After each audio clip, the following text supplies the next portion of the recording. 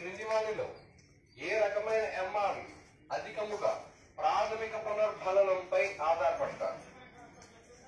అధికముగా ప్రాథమిక పునర్భలనంపై ఆధారపడతారు. చాయిస్ తీవ్ర, చాయిస్ తీవ్ర.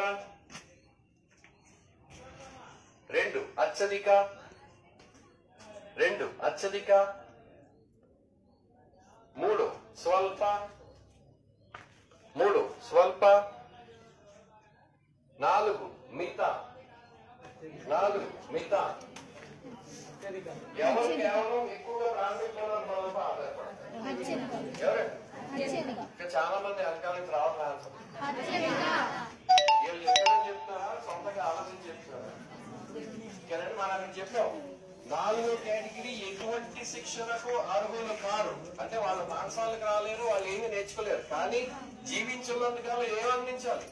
ఆహారము, నీరు, నిద్ర అవసరం. కాబట్టి ఆ బిట్ అనలైజ్ చేసినప్పుడు ఏం చెప్పారో లేదో చెప్పద్దు. ఓకేనండి.